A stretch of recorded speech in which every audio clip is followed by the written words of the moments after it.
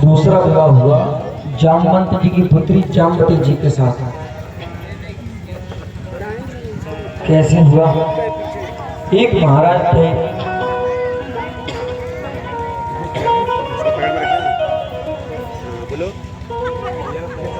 सत्राजित। महाराज सत्राजित एक बार द्वारकाधीश से मिलने गए। द्वारकाधीश से मिलकर बहुत प्रसन्न हुए। इनके गले में एक बड़ी सुंदर मणि थी जो चमक रही थी। द्वारकाधीश ने देखा, कहा राजन ये मणि तो बहुत सुंदर लग रही है, या हमें दे दीजिए। सत्राजित राजा क्रोधित हो गया। आप कैसी बातें कर रहे हैं? मैं आपसे मिलने के लिए आप मेरी मणि मांगने लगे? ये कोई साधारण मणि नहीं है। अनेकों वर्षों तक मैंने सूर्य नारायण की तपस्या की, उसके बाद मुझे ये मणि प्राप्त हुई।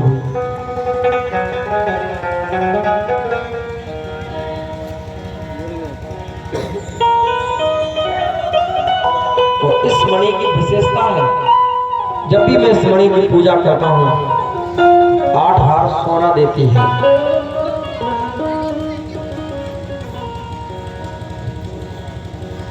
एक हार यानी कि 25 किलो भी मान लो तो 8 हार हो गया 200 किलो।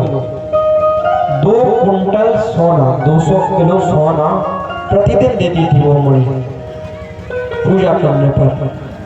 लेकिन पूजा के विधान क्या है, कैसे होगी पूजा, साधना किसने की, ये केवल महाराज को पता है। तो केवल महाराज पूजा करेंगे तभी वो मणि स्वर्ण देगी, कोई और करेगा तो नहीं देगी। द्वारकाधीश ने कहा, राजन आपके घर में कितने लोग हैं? उन्होंने कहा मैं हूँ, मेरी पत्नी है, मेरी पुत्री है। भगवान ने कहा कुल मिला के आप 2.5 लोग हो, 3 भी नहीं हो पूरे, आप इस मणि का क्या करोगे? हमारा बड़ा राज्य है, सबकी सारी प्रजा की देखभाल हमें करनी पड़ती है, ये मणि हमें दे दो, हमें इसकी आवश्यकता भी है। राजा ने नहीं दी, मना कर दिया। राजा का छोटा भाई प्रसेन एक दिन जब राजा द्वारकाधीश के यहाँ से वापस आ जाते हैं तो एक दिन प्रसेन वो मणि गले में पहन करके वन चला जाता है शिकार करने के लिए। प्राचीन समय में राजा महाराजा लोग शिकार करने के लिए जाते थे, शौक नहीं होता था, मजबूरी थी। क्योंकि सिपाही लोग जो है महल में युद्ध की तैयारी कर लेते थे, अभ्यास कर लेते, प्रैक्टिस राजा लोग भी कर लेते थे। लेकिन प्रैक्टिस करना अलग बात है, युद्ध करना अलग बात है। जब युद्ध होगा, खून बहेगा, रक्त देखेंगे। जिन लोगों ने कभी रक्त नहीं देखा वो रक्त देख करके उन्हें तबीयत खराब होने लगती है। हम एक बार कहीं माता के मंदिर में गए थे, वहां पर बलि चढ़ती थी बकरों की, और हम गए उस समय बलि चढ़ी थी, बकरा बलि चढ़ किया तो खून डला था सब जगह। पहले हमें लगा रंग है, जब हमने ध्यान से देखा तो हमारी तबीयत खराब होने लगी, घबराहट होने लगी अंदर से। और हमारे मल्टी टैलेंटेड कैमरा वाले भैया, उनकी भी तबीयत खराब होने लगी, वो भी घबरा गए। ये सब क्या है? क्योंकि कभी देखा ही नहीं ऐसे किसी के प्राण सामने कट रहे हैं, मांस जला है, खून बह रहा है, बदबू आ रही है। तो शिकार करने के लिए जाते थे जिससे पशुओं को वध करेंगे, पशुओं का तो रक्त बहेगा।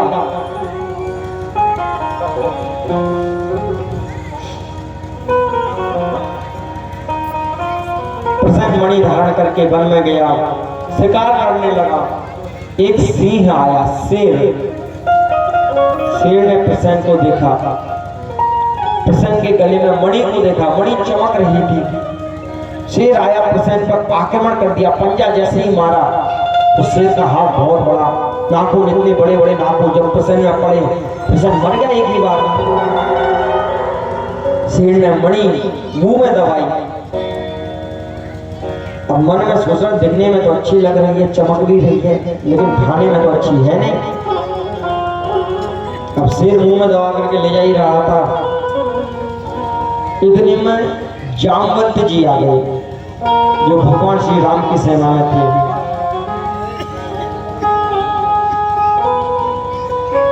जिन्होंने हनुमान जी महाराज के अंदर से हनुमान जी की शक्तियां जगाई।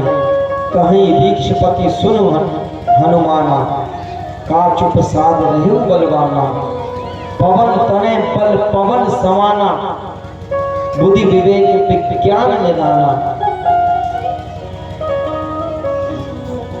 और जैसे ही जामवंत जी ने कहा राम काज लगी तब अवतारा, हनुमान जी महाराज ने जब सुना कि राम काज लगी मम अवतारा, तो सुनते ही भय पर्वत आकारा।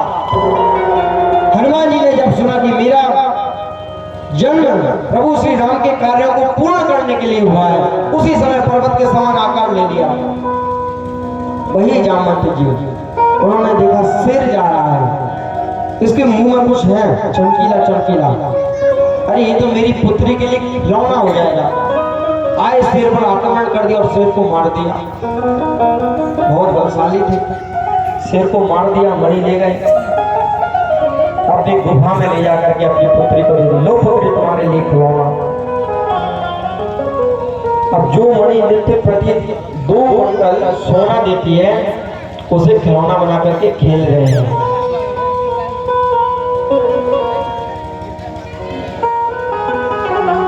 जब अनेकों दिनों तक प्रसन्न लौट करके घर नहीं गया तो एक दिन महाराज प्रसन्न ने अपनी पत्नी से कह दिया कि देवी, जब मैं द्वारकाधीश से मिलने के लिए गया था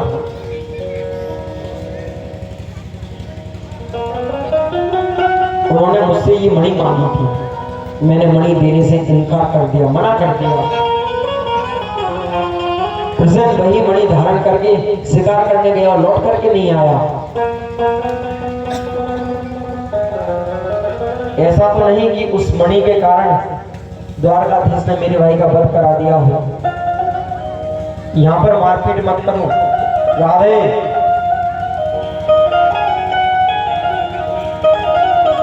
आगे देखो सब, हमने आदेश दे दिया, सिक्योरिटी गई है रोकने के लिए।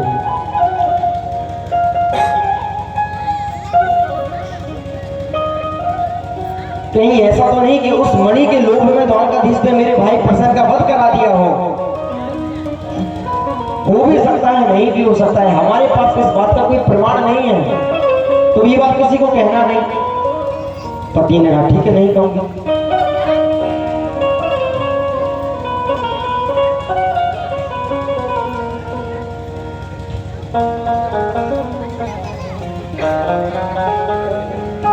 हमारे पास इस बात का कोई प्रमाण नहीं है, किसी को कहना नहीं है बात।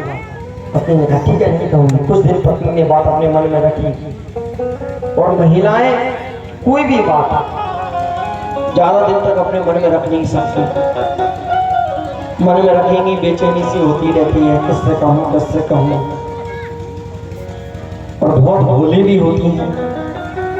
कोई जरा सा आकर के कहते अरे तुम बहुत दिन से परेशान सी लग रही हो, क्या बात होगी, मुझे बता दो, मैं किसी को नहीं कहूंगी, तुम चिंता मत करो।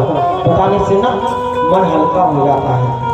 बता भी देती हैं, चाहे कितनी भी गुप्त बात हो, और बात बताने के बाद उसका परिणाम क्या हो ये तो भगवान जाने।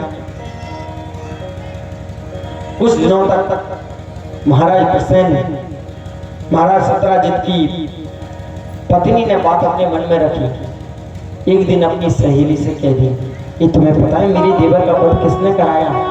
उसने कहा किसने कराया? तो द्वारकाधीश ने। मेरे पति एक बार गए थे द्वारकाधीश से मिलने के लिए, द्वारकाधीश उनकी मणि मांगने लगे।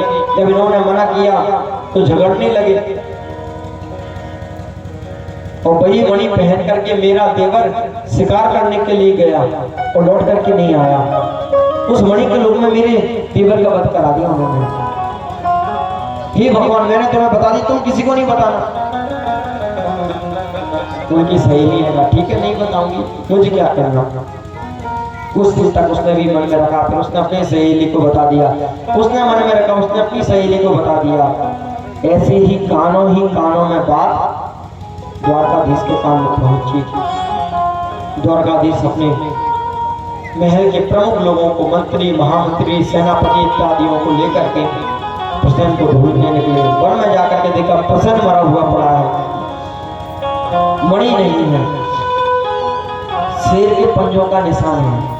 पीछे पीछे गए, आगे जाकर के देखा शेर मरा पड़ा है, मणि वहां भी नहीं है, वहां से किसी भालू के पंजों के निशान है। पीछे पीछे गए, एक गुफा के बाहर चरणों के निशान समाप्त हो गए, भगवान लग गए। भगवान ने सब लोगों को कहा आप लोग यहीं रुकिए, यदि 1 महीने तक यदि मैं लौट करके ना आऊं समझ लेना मैं युद्ध में मारा गया। भगवान अकेले अंदर पहुंचे। जामवंत जी की पुत्री जामवती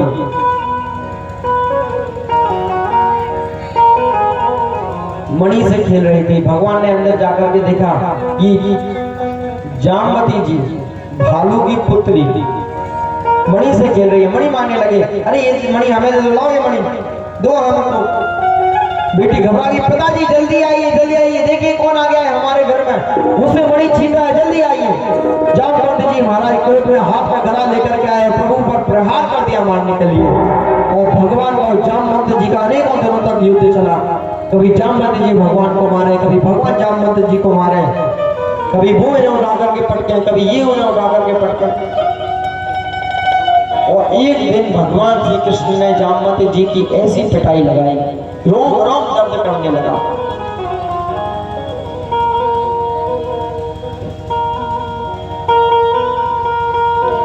रोम रोम में दर्द हो रहा है, परपरा रहा है सारा शरीर। जामवंत जी भगवान के चरणों में गिर गए, बस प्रभु पहचान गया, आपको पहचान गया, अब मत मारिए, ये मेरा प्राणांत हो जाएगा। ये कथा सुखदेव जी महाराज राजा परीक्षित को सुना है। राजा परीक्षित ने पूछा, गुरु जी जामवंत जी ने ऐसा क्यों कहा कि अब मत मारिए, प्रभु पहचान गया आपको? तो सुखदेव जी महाराज बताते हैं कि राजन, जब भगवान श्री राम ने रावण का वध कर दिया तो सारे सोने के लंका पाना भालुओं में लुटा दी, जिसे जो चाहिए था वो दे दिया। जामवंत जी से कहा, जामवंत जी आपने हमारी बहुत सहायता की, सभी बानर भालुओं ने बहुत सहायता की, हम आपके इस उपकार को कभी चुका नहीं सकते, लेकिन फिर भी यदि आप लोग हमसे कुछ ले लेते तो मुझे अच्छा लगता। आप कुछ मांग लीजिए। सबने कुछ ना कुछ मांगा, जामवंत जी ने कुछ नहीं मांगा। भगवान कहा कि आप कुछ मांग लीजिए, कुछ मांग लीजिए। जामवंत जी ने कहा, प्रभु युद्ध में सभी वानर भालुओं ने युद्ध किया, लेकिन मुझे मेरे समान कोई योद्धा ही नहीं मिला युद्ध करने के लिए। रावण थोड़ा बहुत युद्ध करने के लायक था, लेकिन उसे भी आपने मारा। मेरा तो किसी से युद्ध ही नहीं हुआ। मैं आपसे मल्ल युद्ध करना चाहता हूं, मैं देखना चाहता हूं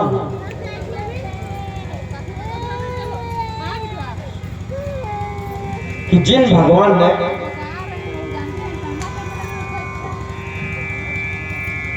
रावण को मारा है, उन भगवान की भुजाओं में कितना बल है।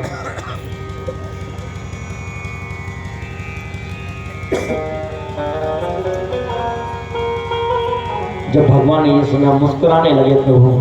कहा, जामवंत जी ये मर्यादा के विरुद्ध है, हम दोनों युद्ध करेंगे, लोग क्या कहेंगे? देखो सेवक और स्वामी युद्ध कर रहे हैं।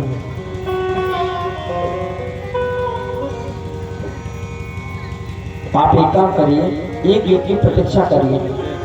मैं जब द्वापर में कृष्ण बन के आऊंगा तब मैं आपकी ये इच्छा पूरी करूंगा।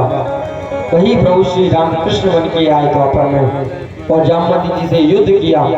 और युद्ध करने के बाद जामवंत जी को ऐसा मारा कि जामवंत जी को चरणों में गिरा लिया। जामवंत जी कह रहे हैं, बस प्रभु पहचान गया, अब मत मारिए।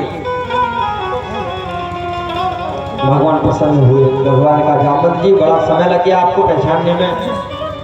जामवंत जी कहते हैं, प्रभु बस मुझे एक बार अपने राम रूप के दर्शन करा दीजिए। भगवान श्री कृष्ण ने जामवंत जी को राम अवतार के दर्शन कराए। जामवंत जी भगवान के दर्शन करके बहुत प्रसन्न हुए। भगवान ने कहा, जामवंत जी आपकी पुत्री के हाथ में जो मणि है ये हमें चाहिए, क्योंकि इस मणि के कारण हमें झूठा कलंक लगा है। ये मणि हमें वापस करनी होगी। भगवान जामवंत जी ने कहा कि महाराज मणि तो मैं नहीं दे सकता, मणि तो मैंने बेटी को दे दी। एक काम करिए, मणि मैंने बेटी के हाथ में दे दी, बेटी का हाथ आपके हाथ में दे देता हूँ, मणि को भी आप ले जाइए, बेटी को भी ले जाइए। तो भगवान का विवाह हुआ दूसरा जामवंती जी के साथ, जामवंती जी की पुत्री के साथ। मणि ले जाकर के महाराज सत्यजित को दी। डांटा उन्हें कि आपने हमें झूठा कलंक लगाया, हमने तो आपकी मणि ली ही नहीं। वन में गए, जामवंत जी से युद्ध किया, तभी मणि मिली हमें। मणि देकर के अपने महल में आ गए। अब महाराज सतपाल जहां जहां जाए लोग इन्हें गालियां दें, अब शब्द कहें, अब शब्द कहें। देखो देखो ये कैसा राजा, द्वारकाधीश पे झूठा कलंक लगा रहा है, झूठा कलंक लगा रहा था। उन्होंने इनकी मणि के लिए इनके भाई का वध करा दिया। वो क्यों उनकी मणि लेना चाहेंगे? राजा को बड़ी लज्जा आती।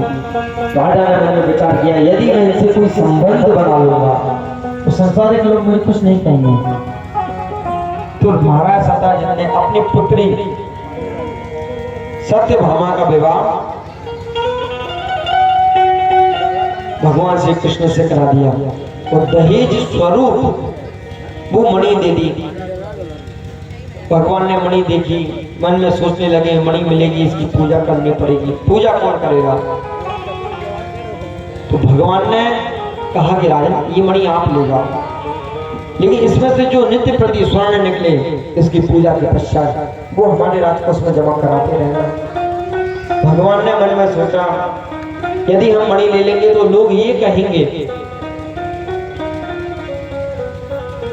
ये द्वारकाधीश ने मणि के लोभ में विवाह किया है, मणि के कारण इतने संकट आए इन पर, कलंक लगा झूठा, प्रसन्न मारा गया, इन पर झूठा कलंक लगा प्रसन्न की हत्या का। तो मणि के लोभ में इन्होंने विवाह किया है। महाराज सतराजित मणि को ले जाते हैं, नित्य प्रति पूजा करते। पूजन के बाद जो स्वर्ण निकलता वो द्वारका के राजकोष में जमा कराते रहते।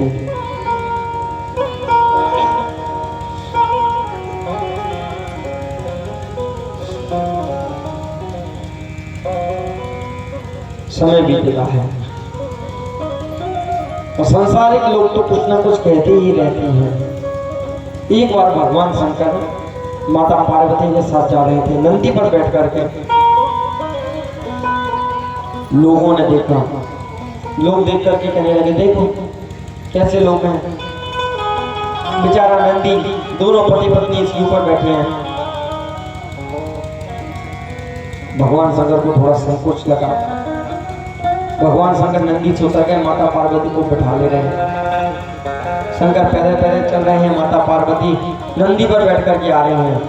अगले गांव में फिर लोग मिले, लोगों ने कहा देखो कैसी पत्नी है, पति बेचारा पैदल पैदल जा रहा है, खुद ऊपर बैठ गई वाहन के ऊपर।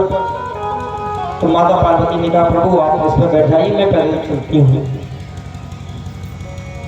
माता पार्वती पैदल पैदल चल रही हैं, भगवान शंकर नंदी पर विराजमान है। अगला गांव आया, लोग फिर कहते हैं ये देखो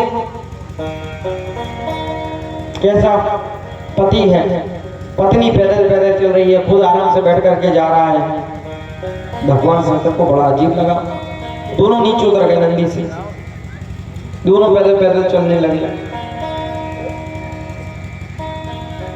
तो अगला गांव आया, वहां लोगों ने देखकर कहा ये देखो कैसे मूर्ख लोग हैं, क्या वाहन है फिर भी दोनों पैदल पैदल चल रहे हैं।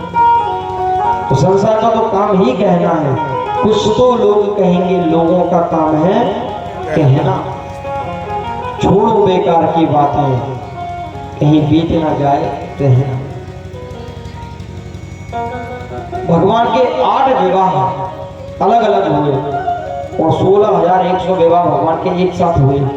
पहला विवाह हुआ रुक्मिणी जी के साथ, दूसरा हुआ जामवती जी के साथ, तीसरा सत्यभामा जी के साथ, चौथा कालिंदी के साथ, पांचवा मित्रविंदा के साथ, छठवा नागनी जी, सातवां भद्रा और आठवां लक्ष्मणा जी के साथ। 8 विवाह अलग अलग हुए। जो 8 प्रकार की प्रकृति है ये भगवान की अष्टपट रानी है। भूमि रापो नलो वायु हम मनो बुद्धिरेव च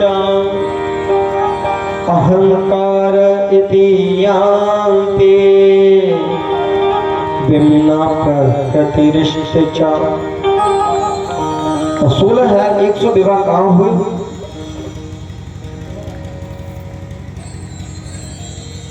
वो कथा भी आप सुनेंगे। भगवान के 8 विवाह अलग अलग हुए। पहली जो पत्नी थी रुक्मणी जी,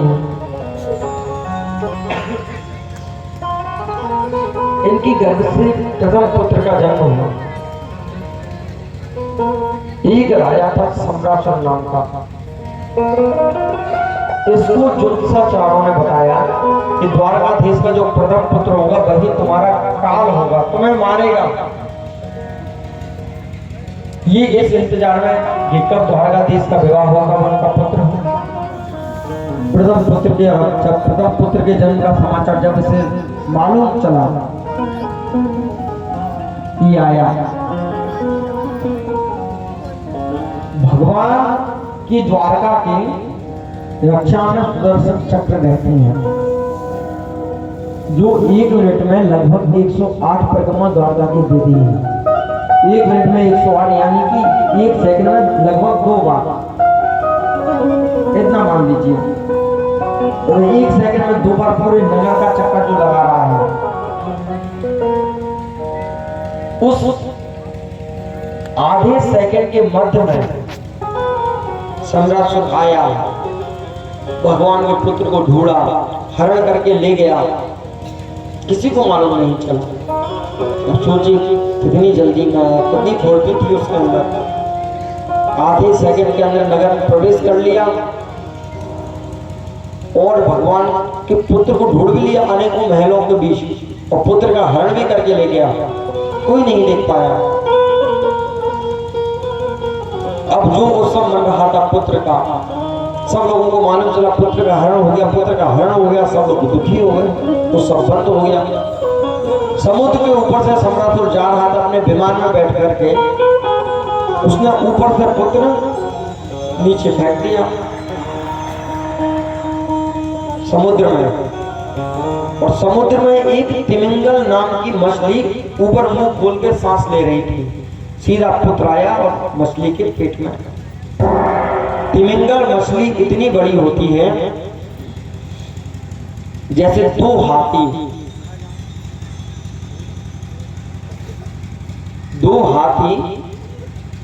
एक साथ जा रहे थे मार्ग से।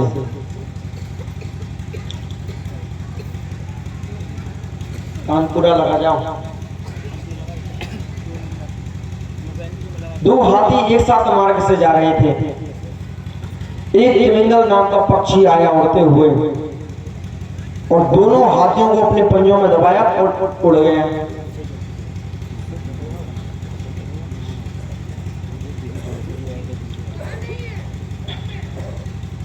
और हाथियों को लेकर के उड़ गया पक्षी और समुद्र के ऊपर से जा रहा था। उसी समय एक तिमिंगल नाम की मछली समुद्र में से निकली और दोनों हाथियों सहित उस पक्षी को निकल गई एक बार में। समझ रहे हैं? 2 हाथियों को एक पक्षी एक साथ लेकर के उड़ जाता है और एक मछली निकलती है समुद्र में से, जो उन दोनों हाथियों से उस पक्षी को भी निकल जाती है। इतनी बड़ी मछली तिमिंगल। उस मछली ने उस बच्चे का पान किया,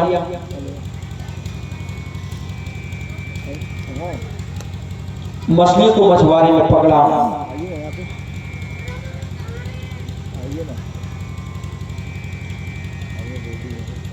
बाजार में जाकर के बेचा। सम्रासुर के महल का जो भंडारी था, भंडार गृह का मालिक, वो बाजार गया, मछली खरीद के लाया और मछली को जब काटा तो मछली के गर्भ से मनुष्य का बालक। सब लोग आश्चर्यचकित रह गए, ये मछली का बालक, ये पुत्र का बालक मछली के पेट में कैसे आया? वहां एक स्त्री थी विद्यावती, उसने उस बच्चे का पालन पोषण किया, क्योंकि उसको कोई पुत्र नहीं था। पालन पोषण किया, भगवान का पुत्र दिव्य स्वरूप, बहुत जल्दी बड़े हो गए। एक दिन उन्होंने विद्यापति जब वो पुत्र छोटा था तो विद्यापति एक दिन पुत्र को अपनी गोदी में खिला रही है। उसी समय नारद जी आए, नारायण नारायण करते हुए। नारद जी ने जब विद्यापति के गोदी में पुत्र देखा, पूछ लिया, देवी ये किसका पुत्र है? विद्यापति कहती ये तो मेरा पुत्र है। नारद जी ने कहा कि आपका तो विवाह भी नहीं हुआ, पुत्र कहाँ से आया? विद्यापति ने कहा कि महाराज मेरे कोई पुत्र नहीं था, तो मैं इस बालक को, इसका कोई नहीं था, मछली के पेट में से निकला ये बालक, तो मैं इसी को अपना पुत्र मानती हूँ, इसका लालन पोषण कर रही हूँ, लालन पालन कर रही हूँ।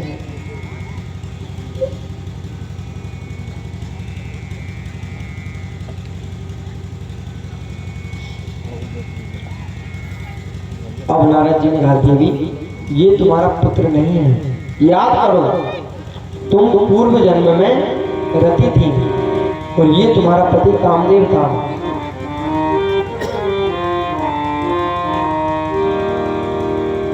जब शिवती सर नयन उभारा, चितवत काम भयउ जग छारा। जल्दी आओ।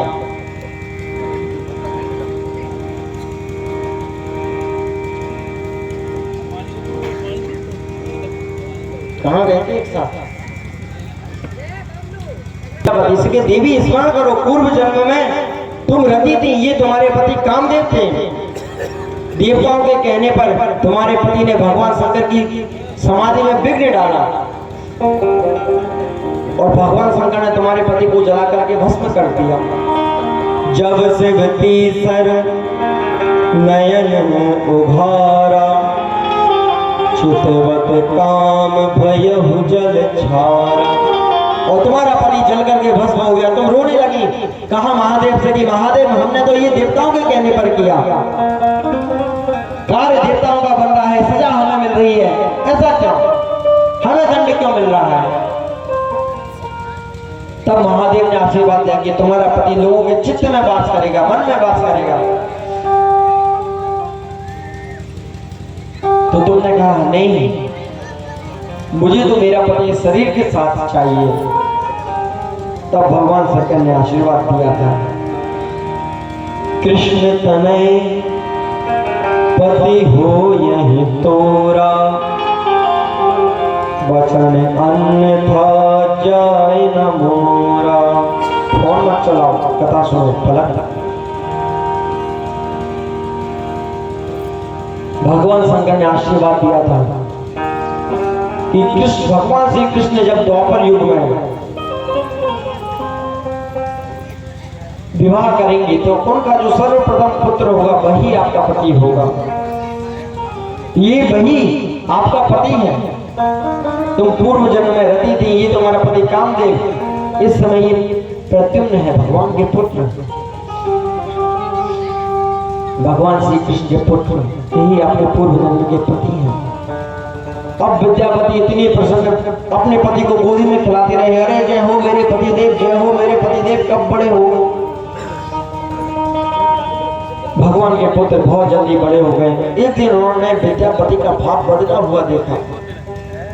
कहा देवी ये तो आप गलत कर रही हैं, आप मेरी माता के समान है और ये आप क्या कर रही हैं? आपका व्यवहार तो पत्नी के जैसा है। तो रति कहती है कि मैं आपकी माता नहीं हूँ, याद करिए पूर्व जन्म में आप कामदेव थे, मैं आपकी पत्नी रति थी।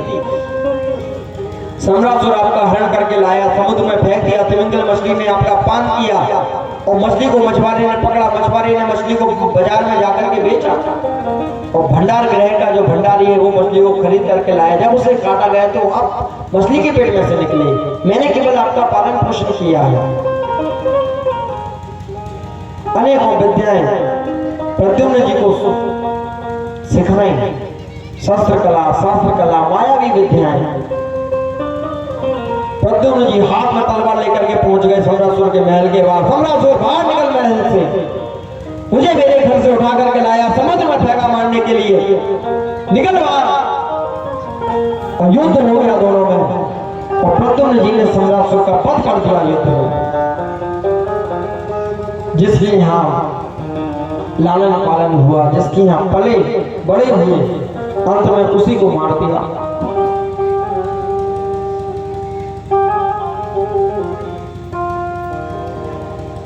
और सम्रासुर के महल में से एक सुंदर विमान लिया।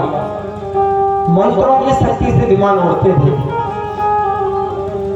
जैसे इस समय हेलीकॉप्टर है, एरोप्लेन है, उड़ते हैं डीजल पेट्रोल से, उस समय मंत्रों की शक्ति से उड़ते थे। जैसे इस समय इन प्लेन को, हेलीकॉप्टर को कोई बिना अध्ययन करे, बिना पढ़ाई करे नहीं उड़ा सकता था। तो साधारण व्यक्ति तो उड़ा ही नहीं पाएगा। या कोई साधारण व्यक्ति जिसको साइकिल चलानी नहीं आती, उसे साइकिल दे दो, साइकिल नहीं चला पाता, एरोप्लेन कैसे उड़ाएगा? जिस तरह से इसका अध्ययन होता है उसी प्रकार से उस समय साधनाएं की जाती थी।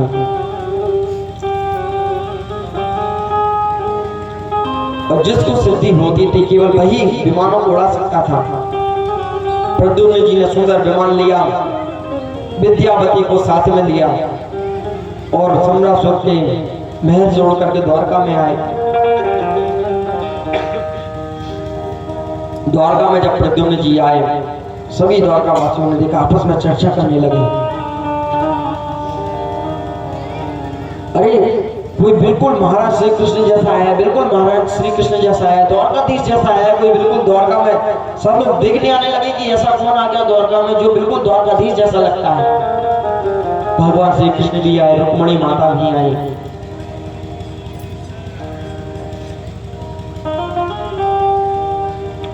सभी लोग आए, द्वारकाधीश देखते हैं, रुक्मणी माता देखती हैं। रुक्मणी माता मन में सोच रही हैं, यदि मेरा पुत्र आज जीवित होता वो भी बिल्कुल ऐसा ही लगता, इतना ही बड़ा होता। उसी समय नारद जी महाराज आ गए, नारायण नारायण करते हुए द्वारकाधीश से कहा, द्वारकाधीश ये आपका ही पुत्र है, मैं प्रमाण देता हूँ। नारद जी ने प्रमाण दे दिया। भगवान श्री कृष्ण प्रसन्न हो गए, प्रद्युम्न जी को हृदय से लगा लिया। रुक्मणी माता से कहते हैं, देखो देवी, भगवान की कैसी कृपा, जब पुत्र गया था तब 1 घंटे का था और लौट करके आया तो बहू को साथ में लेकर के आया। देखो कितनी कृपा है भगवान की, तो कृपा है तो है।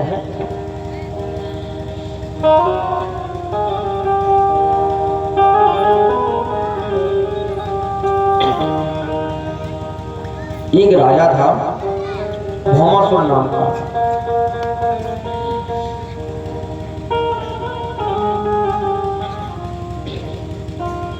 ये पहले देव था, भौम देव।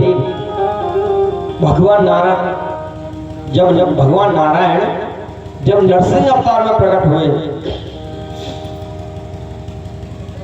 तब नरसिंह भगवान और पृथ्वी के द्वारा इसका जन्म हुआ। ये भौम देव था, बाणासुर की संगति में पड़ा, ये देव से असुर बन गया। आक्रमण करे राज्यों पर, राजाओं को बंदी बना ले, राजकुमारियों का अपहरण कर ले, कारागृह में डाल ले। ऐसे करते करते इसने 16,100 राजकुमारियों को एकत्रित कर लिया था। 16,100 कुंवारी कन्याओं को। इसकी ऐसी इच्छा थी जब 16,108 हो जाएंगी तो सबसे एक साथ विवाह करेंगे।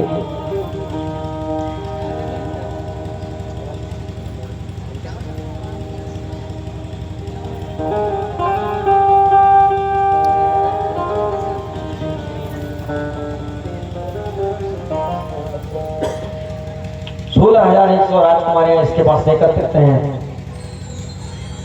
देव माता अदिति के कुंडल छीन लाया, देवताओं को परेशान करने लगा। देवताओं ने आकर के भगवान श्री कृष्ण से शिकायत की। भगवान श्री कृष्ण युद्ध करने के लिए जाने लगे। सत्यभामा जी ने कहा, मैं भी आपके साथ चलती हूँ। भगवान ने सत्यभामा जी को साथ में लिया। सत्यभामा जी जो है पृथ्वी की अवतार है। पृथ्वी ने भगवान नारायण से वचन मांगा था कि प्रभु जब तक मैं ना हूं, मैं आज्ञा ना करूं, आप मेरे पुत्र का वध नहीं करेंगे। नारायण भगवान ने कहा, देवी आप अपने पुत्र को समझाइए, कोई ऐसा उपद्रव ही ना करे, हमें इसका वध करना पड़े, समझाइए इसे। पृथ्वी देवी ने कहा, नहीं महाराज, आप पहले मुझे वचन दीजिए, वचन दीजिए, वचन दीजिए। भगवान नारायण ने वचन दे दिया। और वही पृथ्वी जब सत्यभामा के रूप में जन्म लेकर के आई, अवतरित हुई, भगवान श्री कृष्ण से इनका विवाह हुआ। आज पृथ्वी के पुत्र भौमासुर से युद्ध करने के लिए जा रहे हैं, पृथ्वी को साथ में ले लिया, सत्यभामा जी को। अनेकों प्रकार की इसकी सिक्योरिटी थी।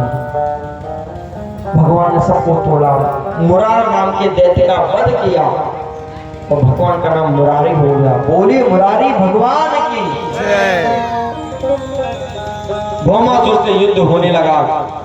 भगवान युद्ध कर रहे हैं, लेकिन केवल बचाव कर रहे हैं, अपना सेल्फ डिफेंस। आक्रमण नहीं कर रहे, आक्रमण नहीं कर रहे। सत्यभामा जी कह रही, ये क्या कर रहे हो आप? युद्ध क्यों नहीं कर रहे? ठीक से युद्ध क्यों नहीं कर रहे? भौमासुर के बाण सत्यभामा जी के कुंडल को स्पर्श करके गए। सत्यभामा जी को क्रोध आया, भगवान से कहा, आप ये क्या कर रहे हैं? किस प्रकार से युद्ध कर रहे हैं? मारते क्यों नहीं इस दुष्ट को? भगवान ने कहा, देवी आपने क्या कहा? दोबारा कहना। सत्यभामा जी कहती, आप उस दुष्ट को मारते क्यों नहीं? मार दो इसे। तब भगवान ने अपना सुदर्शन चक्र का आवाहन किया और भौमासुर के सर को धड़ से अलग कर दिया, उसका प्राण हो गया, उसे मोक्ष प्रदान किया।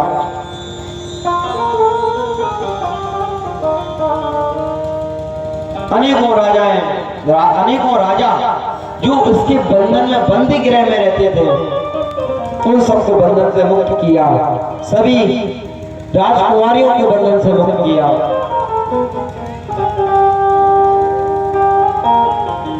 सब राजा लोग भगवान का धन्यवाद कर रहे हैं। भगवान ने सबसे कहा, आप लोग कोई चिंता मत करिए, आप लोग जाइए अपने अपने राज्य।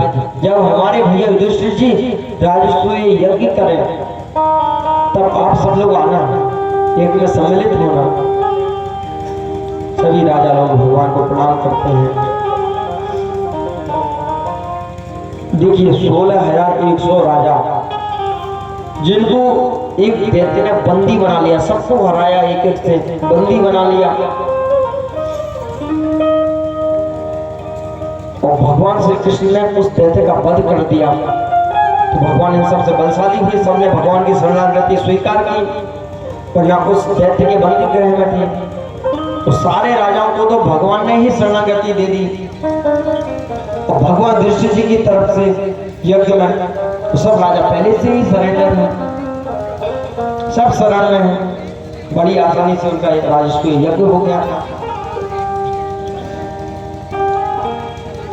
राजकुमारियों को कहा, देवी आप लोग भी अपने अपने घर जाइए। राजकुमारियां कहती हैं कि स्वामी प्रभु, अनेकों वर्षों तक हम इस दैत्य के बंदी गृह में रहे, लोग हमारे बारे में क्या क्या सोचेंगे? माता पिता तो हमें स्वीकार कर लेंगे क्योंकि वो माता पिता हैं, लेकिन संसार के लोग हमें स्वीकार कैसे करेंगे? हमारा विवाह कैसे होगा? कौन हमसे विवाह करेगा? क्योंकि अनेकों वर्षों तक हम इस दुष्ट के कारागृह में थे। सब स्त्रियों ने कहा, प्रभु या तो आप हमें स्वीकार कर लीजिए या फिर हमें किसी गलत मार्ग का सहारा लेना पड़ेगा। और गलत तो गलत ही है, चाहे मार्ग हो चाहे सुर हो चाहे मार्ग, सही चुनना चाहिए, अन्यथा चलने वाले को बड़ी समस्या आ सकती है, मंजिल भी भटक सकता है।